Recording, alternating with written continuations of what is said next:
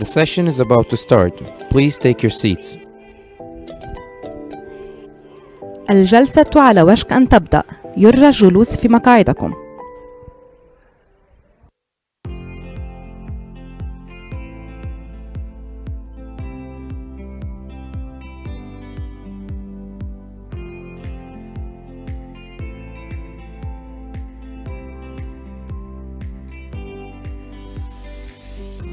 Hi. Hello. Good afternoon. Thank you all for attending this session. I'm your moderator, Walid Matar. I'm a fellow at KAPSARC. I perform energy modeling. So before I begin, or before I continue, I will introduce Anwar Gassim. He's a fellow at KAPSARC in the climate team. Antoine Hoff, who is the co-founder of Kayrros, and Abdurrahman Mohsen, who's also a fellow at KAPSARC in the transportation team. So a cornerstone of ascertaining the impact of greenhouse gas emissions is, of course, being able to measure those emissions and reliably do so. So one approach that could be used for measuring greenhouse gas emissions is satellite technology. So we have, in this discussion paper, or in a discussion paper that we'll present today, we provide the best, or the first available, the first ever estimates for Saudi Arabia using satellites. And without further ado, I'd like to introduce Anwar Gassim to the podium to present our results.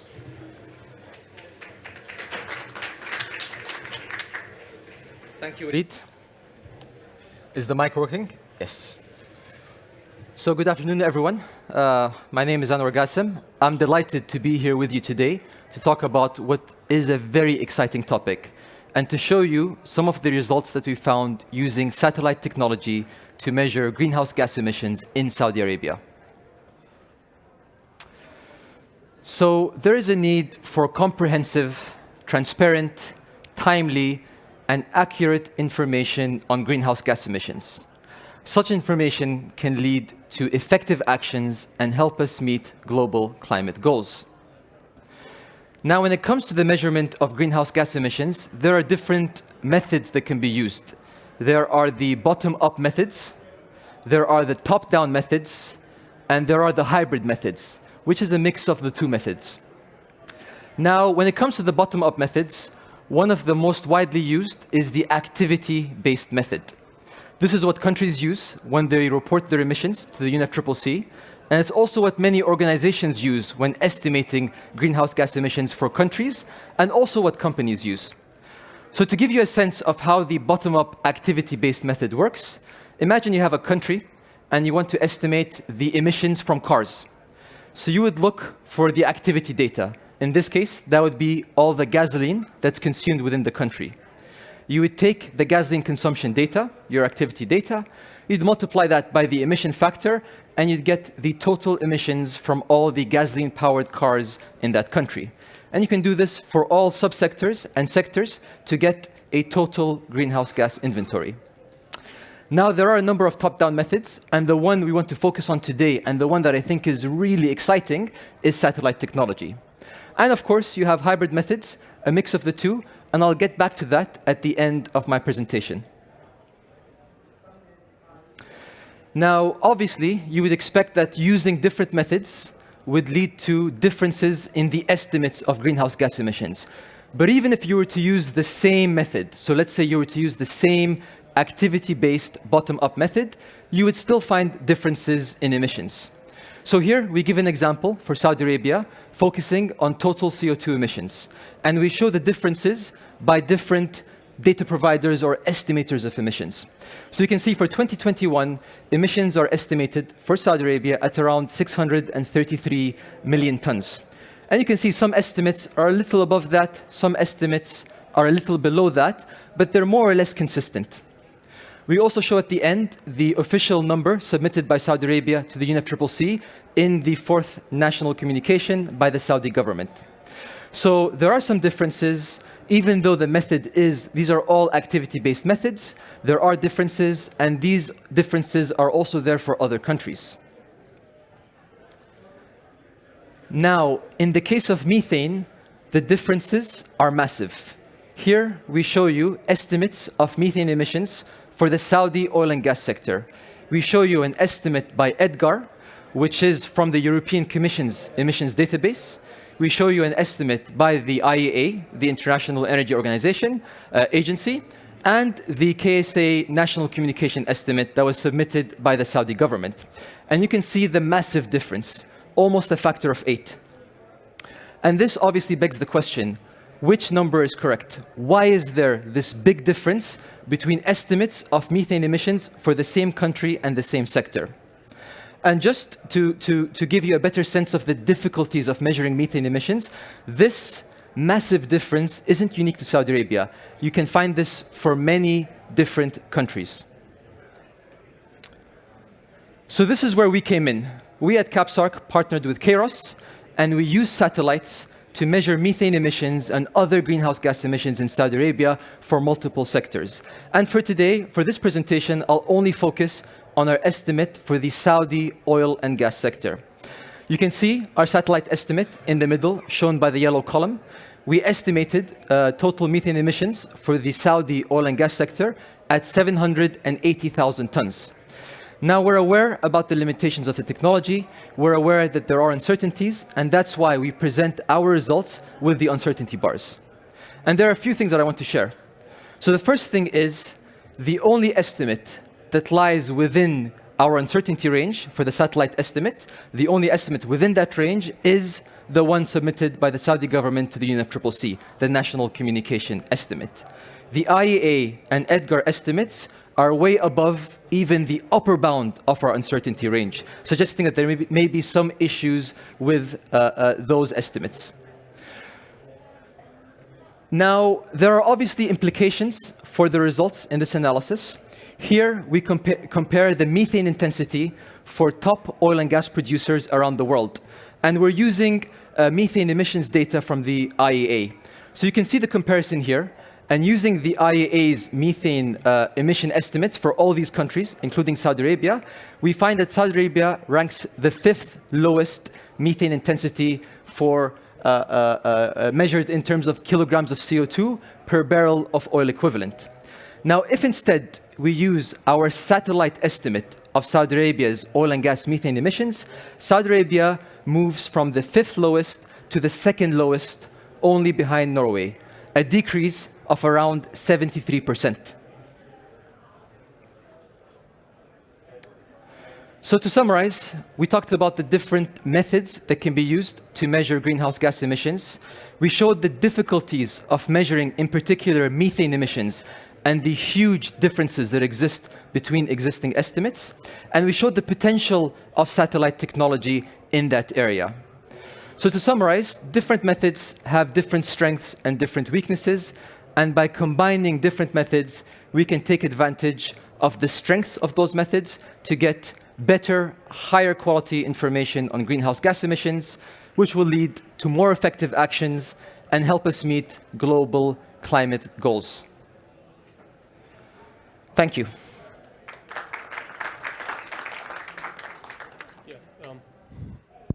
Thank you, Anwar, for that discussion.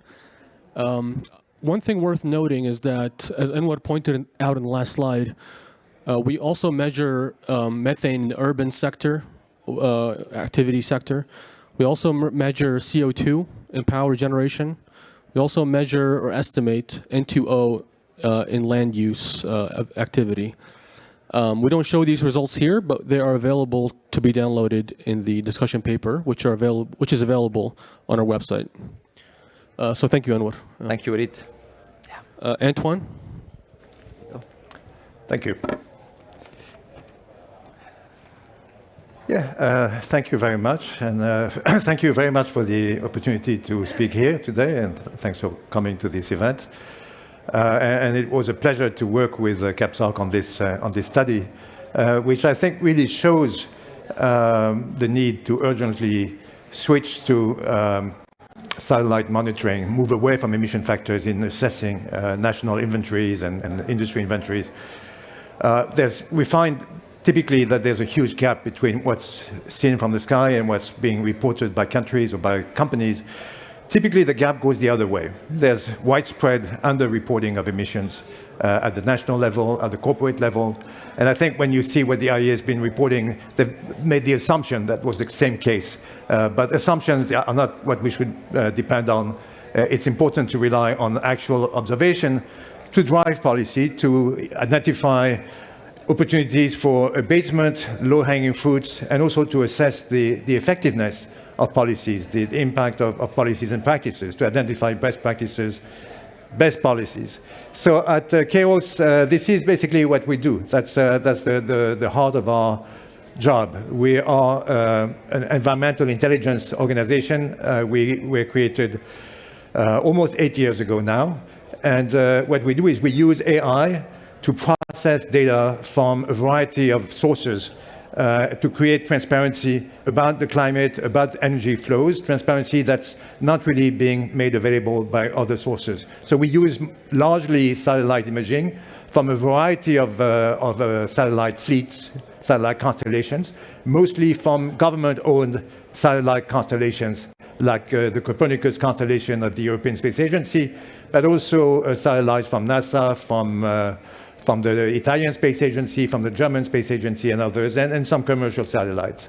And the value of using public satellites is that the raw images are in open access, so the cost of image acquisition is nil, as opposed to thousands of dollars per image in many cases for commercial satellites. And the input that we provide is the processing expertise and the domain expertise and the database of assets that we've built, which includes millions of assets, which enables us to connect observations of concentrations of greenhouse gases in the atmosphere with their sources on the ground. So we detect methane, as Anwar said, we measure CO2 as well. Different approach, different technology, a little bit more complicated, different purposes as well. And we measure carbon sinks.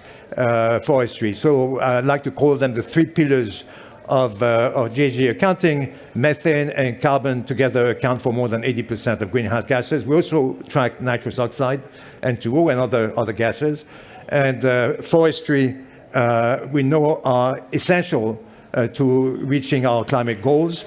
They've been identified by the UN as UNFCCC as a must. And we need also not only to protect our forests, but also to rebuild them, to expand them, to reforest in order to absorb carbon from the atmosphere and offset hard-to-abate sectors. So this is a picture of our global methane watch map. This is a map of super-emitters. So it's not total emissions of methane around the world. Here, this map focuses on super-emitter events. Very large releases that are typically quite sporadic, quite intermittent, short-lived, but extremely powerful, which in a space of a few hours can release as much greenhouse gas as the equivalent of tens of thousands of cars, sometimes hundreds of thousands of cars over a whole year. So getting rid of those super-emitters is, for the world, for the climate, one of the top priorities. Methane, as Anwar said, is 80 times, or Walid said, 80 times the global warming power of carbon dioxide. Short-lived, so addressing methane is a requirement to meet our climate goals. Also, we'll open the carbon space we need to work out longer-term solutions to remove carbon-intensive industries or reduce their footprint. So there's super-emitters everywhere. Here we color-coded them according to the satellite that we use.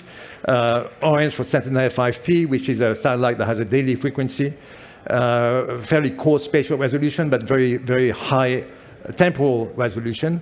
We use also Sentinel-3, which is a little bit less frequent, but has a much finer spatial resolution and lower detection threshold. And we use Sentinel-2, same story. GOES is another satellite. We use stationary satellites also to track emissions over their life cycle, over their entire lifetime in places like the Permian in the US. So we've done super-emitter detection. We also do basin level assessments of total emissions. Super emitters are about 10% of total emissions from the oil and gas sector, but 10% that's the tip of the iceberg, but the tip that can be very easily addressed, so a big payoff for climate action. Here we tracked yearly emissions from an oil and gas country, oil and gas producer in the MENA. So we see a drop in 2020, partly due to the drop in production when we were in lockdown and economic activity was reduced. Then the big rebound in 2021 and some decrease afterwards. One of the things we find is that companies, typically most companies around the world, oil and gas companies, tend to underreport. Not all of them report. When they do report, which is a good thing, they sometimes underreport. And we tracked about 45 publicly traded companies that do report their emissions. And we looked at their reported level of emissions, and we constructed lookalike companies, models of those companies with the same level of production from the same countries. And we tried to figure out what would be their assumed emissions if their assets in those countries were in line with the average emission intensity of that country. So let's say a company has production in, I don't know, Algeria and Ecuador. And so we look at the average intensity of those countries, and we multiply that by the production volumes coming from those countries for those companies. And we see a differential of up to a factor of 20. So it's a huge discrepancy and something that urgently needs to be bridged. And it can be done. And I think I'm very hopeful of coming from having been here 10 days and listening to all the statements from the delegations and the negotiations that we're moving in the right direction. We track also CO2. So CO2 we track differently. We don't measure CO2 directly because we don't see much of a contrast between a CO2 plume and the background. There's so much CO2 in the atmosphere, and CO2 is more diffuse. So there's less background. What we do is we track activities that are CO2 intensive. Transportation, power generation, heavy industries, and transportation can be ground transportation, air transportation, or marine. Some of those sectors are regulated in parts of the world. So in Europe, industry, power generation, and domestic aviation have allowances of carbon, and above that they have to acquire to buy allowances in the market. So we track this daily. You noticed in the presentation of Anwar that there was less of a difference between reported emissions and estimated emissions in carbon by different parties than methane. Partly that's because carbon is really a function of consumption, and it tends to be more or less proportional to consumption. It's a byproduct of burning the fuel, whereas methane is an accident of production. Shouldn't be there. It's linked to bad, so it varies a lot more depending on operating practices. Carbon is less the case. So there's less difference between what we report and what can be seen elsewhere, other than in the granularity, the frequency, and the resolution of our measurements. So we measure, for example, emissions in Europe, and we compare our daily measurements with the annual emission levels reported by the European Union, and they're 98.8% close to each other. So it's very close at the total, but instead of having to wait 16 months to get the emission levels for the past year, we do it on a daily basis. And the benefit of that, the advantage of that, one of the advantages is it makes carbon markets much more efficient. So until recently, carbon markets were very disconnected from supply and demand for carbon allowances, whether in Europe or in California or other carbon markets. As we make this information available and traders use it to time their trades and to optimize their trading strategies, we find that the market is starting to sync much more with the ups and downs of supply and demand. That will make for a much more efficient market, that we send the right signals and send the right incentives to market participants to reduce their footprint. We don't use only satellites for carbon. We also use geolocation data, for example, AIS signals from ships, ADS-B signals from planes, cell phone data from cars, in order to assess the activity levels and convert that into demand for fuels and related emissions. And in Europe, there's a lot of data about power generation. We use that directly to assess the footprint of the power plants. But in other jurisdictions, like in China, where there's no daily data on power plants, we track the power plants. We track 70% of the country's power plants on a daily basis by satellites. We measure whether they're on or off, whether they're at a high rate of production or low rate. And knowing what the plants are, we can convert that into an emission level, and we can extrapolate from that pretty reliably to the entire country. And then the transparency in forestry bit, as I said, forestry is key. The forestry, the market for nature-based solutions, credit that are generated by forestry conservation projects or afforestation projects, that's a market that you might have seen in the news has been undergoing a huge crisis of confidence. There's been a lot of fraud or alleged fraud, abuse, greenwashing, and there's been stories in the media, in the Guardian newspaper last spring, in the New Yorker magazine a few months ago, very devastating, big exposés of wrongdoing in the sector. That wrongdoing was really because of the lack of transparency. That was a door open to all kinds of abuses or miscommunications or wrongdoing. We have now the tools to have complete transparency on carbon market in a very inobtrusive way. We can monitor forestry on a daily basis. We don't need to do it daily basis, but we can, and at very low cost, and we can do it comprehensively in the entire world. At a 10-meter resolution, we can measure the height of the canopy, density of the foliage, diversity of the species, which is a measure of biodiversity.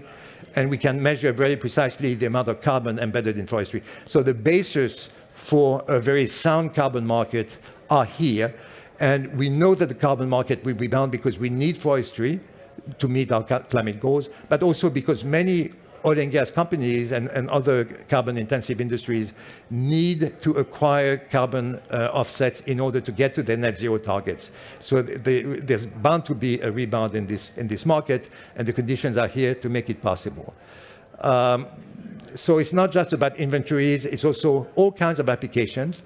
And we work, as I said, for carbon, the carbon market is a big market for us. We work with policy makers and regulators. We work with operators. We work with asset managers, financial sector, insurers, bankers, lenders,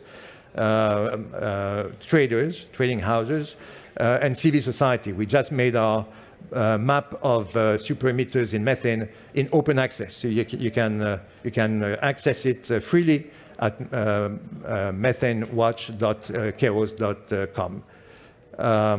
So that concludes my prepared remarks. Thank you. Thank you, Antoine. But before I ask Abdurrahman a question, Anwar, I would like to zoom in to the question, to the data or to the result you showed of the discrepancy between IEA and the satellite estimates that we have. What explains that difference? Why is the IEA so much higher than our estimates for energy for methane intensity? So thank you for that question, Walid. I think that's the natural first question, is why was there that massive difference? So just to give the audience some context, let me first talk about CO2. If you look at, if you burn a liter of gasoline in Saudi Arabia versus a liter of gasoline in the US versus a liter of gasoline in China, okay? The gasoline might look a little different, the octane number might be a little bit different, but you're more or less going to get the same amount of emissions, about 2 kilograms of CO2 per liter of gasoline. Now with methane, there's a massive difference in the emission factors. You can have, for example, an oil and gas facility where there are massive leaks of methane, and you talked about that, Antoine, I think you said 10,000 cars, equivalent to 10,000 cars. Or you can have another oil and gas facility where there is an excellent leak detection and repair program, and they're very careful with their operational practices not to release methane. So trying to apply the factor from this facility to this country doesn't work as well. That's the problem, I think. So, so going back to the IEA, what the IEA have done is they've done a granular measurement of methane emissions for the US oil and gas sector, okay? So they have solid information about those emission factors, the methane emission factors for the US oil and gas sector. They took those factors and they tried to scale them to all the other countries in the database, including Saudi Arabia. And how did they do the scaling? Well, they looked at some basic oil industry characteristics, and they also used assumptions about the governance in those countries. So indicators like government effectiveness, rule of law, which come from the World Bank. So there were these assumptions that were used, and I believe those assumptions led to that big discrepancy and the overestimation of methane emissions for the Saudi oil and gas sector. Yeah, and I think even if you include the uncertainty ranges, we would still be ranked second as having the second lowest methane intensity in the world after Norway. And as I was saying, that the IA number is even twice the upper bound of our satellite estimate. Now, there's one thing I'd like to add that I think I missed from the presentation, which is that with satellites, we're not relying on an emission factor. So the satellite we're using is Sentinel-5P. And there's a sensor on the satellite called Tropomi. I won't go into more technical details than that. But this sensor can actually detect the methane plume in the atmosphere directly. So we are directly imaging and detecting with satellites the methane that's emitted above different oil and gas facilities or waste sites and things like that. Right, but we do estimate emissions for offshore fields. For fields that are difficult to measure directly. So thank you for that, Anwar. So Antoine, you mentioned the benefits of satellites. I think all the discussion there were of benefits. But I think the results we have at KAPSARC, at least, is around 50% plus or minus uncertainty for the measurements. So how can measurements be verified? And if they're verified for 1 year, do they have to be continuously verified over time? So I'm not sure what you mean exactly by verified, but I think there's an uncertainty range for sure, and it depends on the detections, on the countries, on the conditions, weather conditions. So we detect with satellites the plumes, but we also convert these plumes, which are basically measurements of concentrations, into actual emissions. So there's a lot of modeling that comes into play, and we use wind data to assess the way the methane has been dispersing, and that helps us convert the detection of a plume into a measurement of an actual emission event. It's sometimes difficult to verify or to corroborate the accuracy of these measurements, because very often there's no other way to measure methane. And a lot of the superemitters we detect can't really be detected through any other means, because they can happen sometimes anywhere along the infrastructure, oil and gas, at any time. And you cannot have ground sensors everywhere. And you cannot fly aerial surveys 24/7 everywhere. So there are many cases where the satellite detection is the only source, except, for example, when you have a pipeline release, the pipeline operator would know that there's a pressure drop. But there's a lack of, oftentimes a lack of ground truth. The ground truth just doesn't exist. And also, there's sometimes a misconception that whenever you can detect something from the ground, it's going to be more accurate. And that's actually not the case at all. A ground sensor might detect the presence of a leak or the absence of a leak, but will not be able to measure accurately that leak, especially if it's an important leak. If it's a strong leak, it will rise in the atmosphere very rapidly, and the ground sensor will be powerless to provide a reliable measurement. The satellite will have a full view and will be much more reliable, much more accurate. So how can we demonstrate the accuracy? There's a few ways. Different teams of experts, different labs, can provide different measurements of the same events, and having converging detections is a positive sign that the measurements are substantially correct. Whenever the release of methane is done deliberately, which is often, a lot of superemitters are what we call blowdowns for maintenance or venting events operated for safety reasons during maintenance. You isolate a segment of a pipeline, for example, and in order to inspect it, you release the gas that's inside, and instead of burning it, which is called flaring, or capturing it, which is the best practice, you just let it in the atmosphere. Widespread practice in some countries. Some countries know how much they release. So for example, we've detected, not to name names, but we've detected many events on the Yamal pipeline in Russia or the Brotherhood pipeline in Russia before the war with Ukraine, and we would call Gazprom and said, we detected these massive events, did something happen? And they would say, yes, we had maintenance and we released 200 tons, and that corresponded to what we had seen. So, but a third way of measuring is, there's a team at Stanford University that's taken on this challenge, exactly this challenge, and they started doing blind releases of methane in the US, and asking companies, various groups, research groups, companies like us, to detect the releases and to measure them. And the first study has been, the first series of blind tests have been published in the journal Nature. There's another study that I think is still in preprint somewhere, but it can be reached, it can be found online. And there's more studies coming. And so far, the industry has performed extremely well, and we at Kayrros, we perform with flying colors. Yeah, so that study you refer to compares different satellite measurements. So it's using different satellites to verify one another. Right. So that's one approach that we could undertake. If I can add to that, so I think that study is really important because it really showed how well satellites performed. And I like the design of the study. So it was single blind, and what that means was that the team was controlling the amounts of methane being released, but they weren't telling any of the satellite teams that were trying to measure it how much was being released. They were not sharing the exact location, and they were not even sharing the wind conditions. So they left it all to the satellite teams. Another time. And then another time, yeah. Oh. And the fact that they all got it, and I believe that there were no false positives as well, it shows the performance of satellites.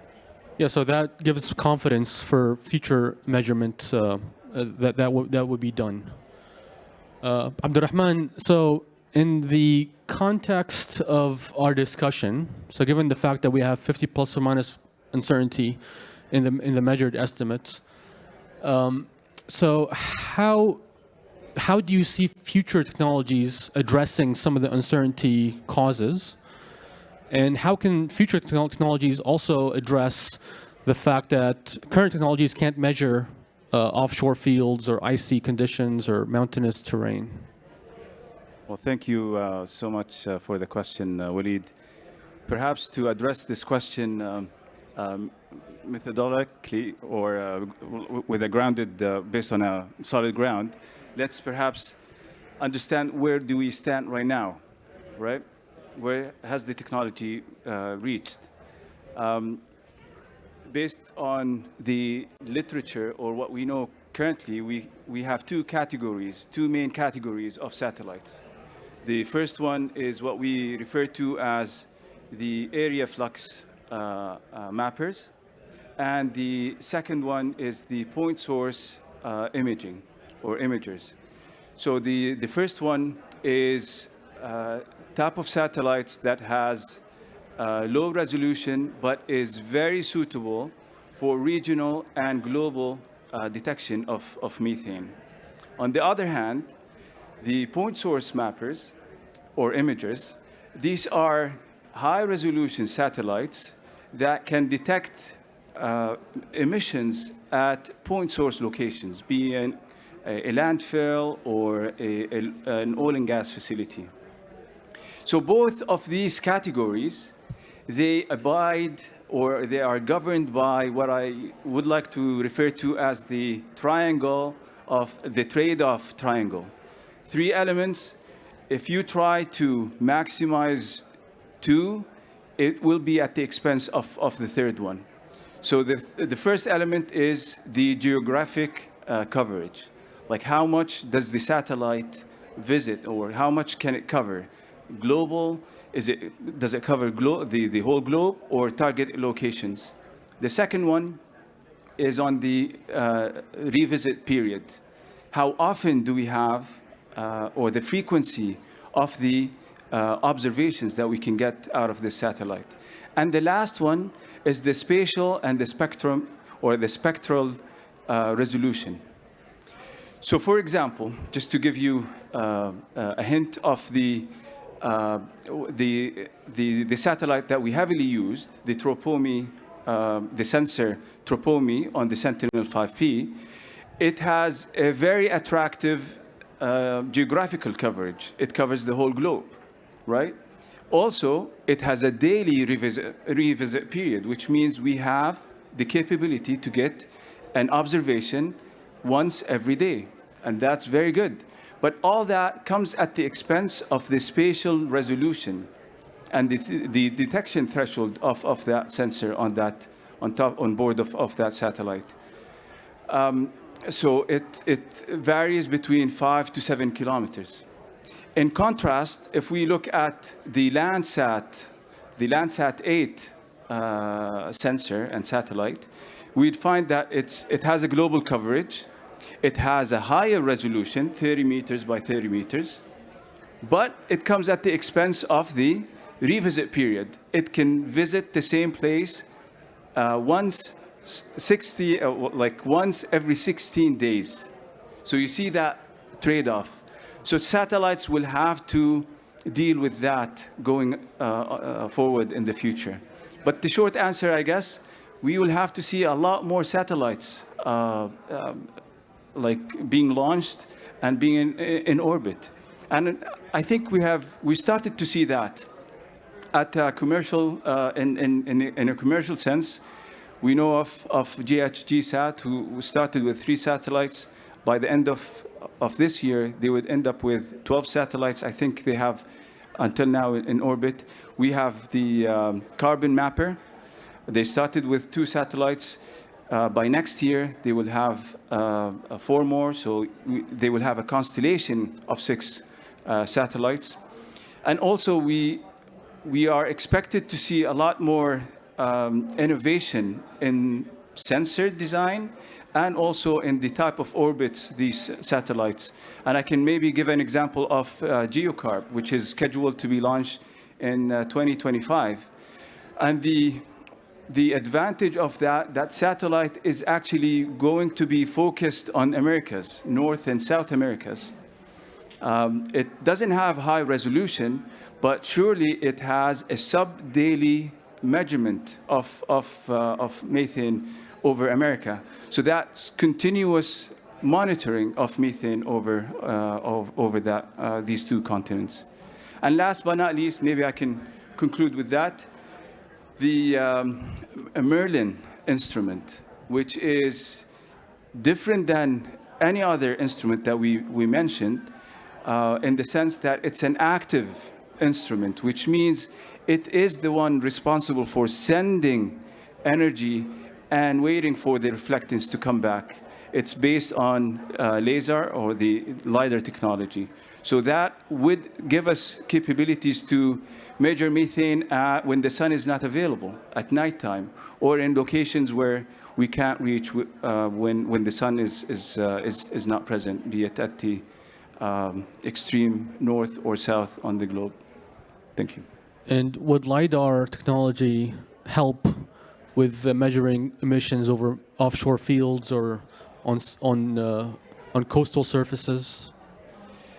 I'm not sure about that, but from what I know so far, there has been some technological efforts where we can use the existing sensors to measure offshore assets using a method called the glint mode, where you do not detect the reflectance at a nadir view, which is perpendicular down. You try to collect the reflectance from an angle, so that would allow you to get some detection of methane from these offshore assets. Okay, thank you, Abdurrahman. So Anwar, you didn't mention super emitter measurements that we have in our study, but we do. We have super emitters for various urban activity sources and oil and gas sources. So please go check out our paper. First, how would you define super emitters? And 2, how can policies be developed to address super emitting sources? So when it comes to the definition with the super emitters, I think it depends on the threshold. With Kayrros, any release of methane that's above 1 ton per hour, above that rate, is considered a super emitting event. Now, different organizations might have different definitions and thresholds for what is a super emitting event. It might be lower than that, or it could be higher than that. So there are different definitions. There's no standard definition. But one of the things that I want to talk about that I think is really important is the policy implications. And when it comes to the super emitting events, I think it could be very useful for regulators to have a unit that can monitor these super emitting events, because these are huge events. They represent huge amount of emissions, and they could be very easy to address at minimal cost.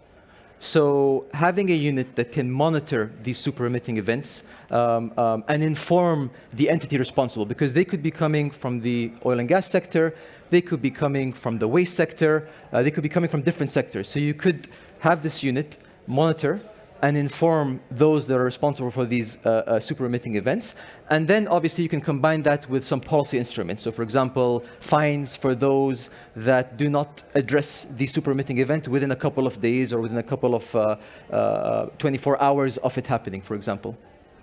Well, how would the revisit rates of satellites affect this? Because some satellites require 7 days of revisits. Sometimes they require 1 day, but even if it's 1 day, so do you assume that every hour in the 24 hours since the last revisit has the same emissions rate?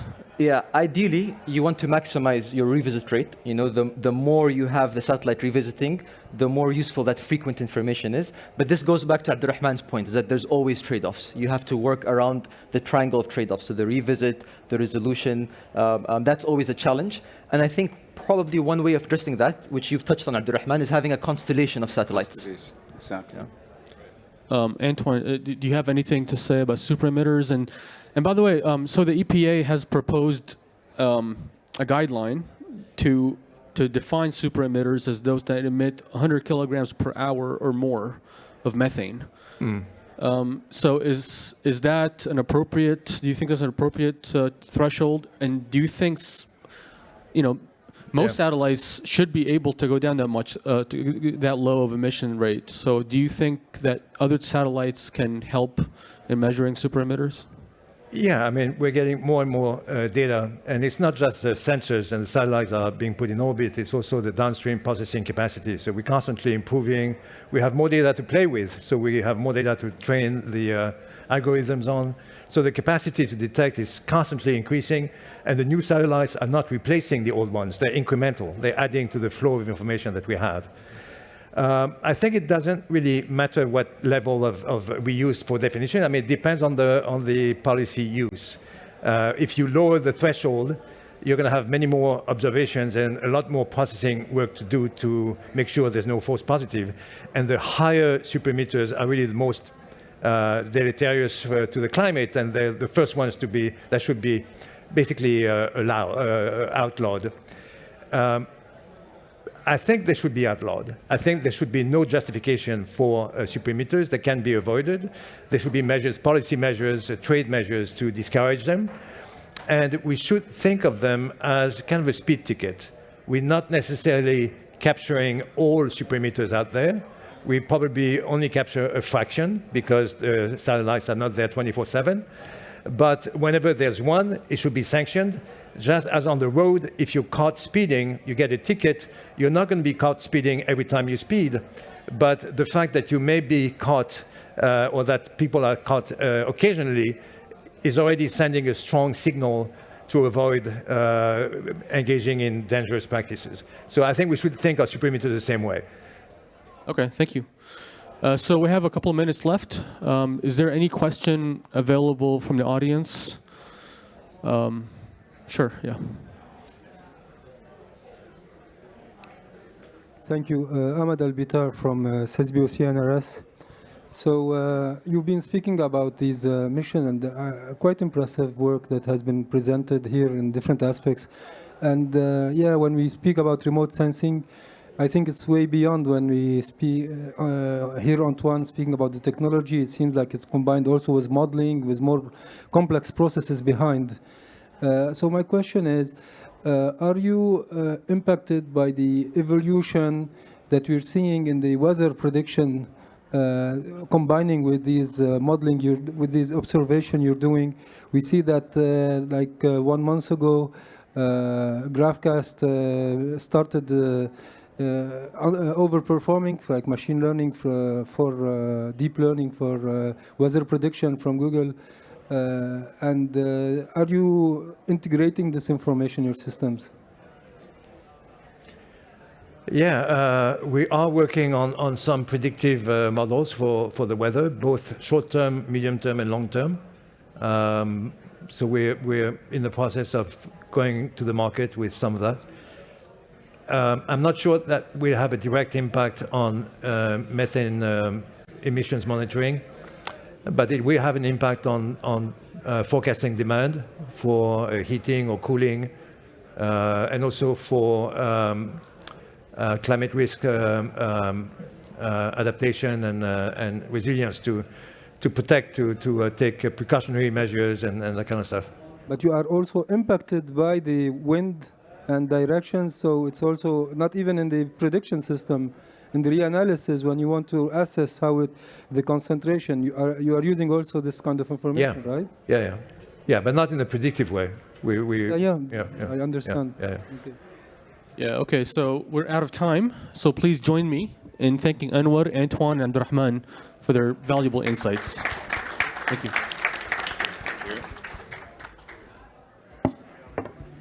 Thank you for the valuable mic.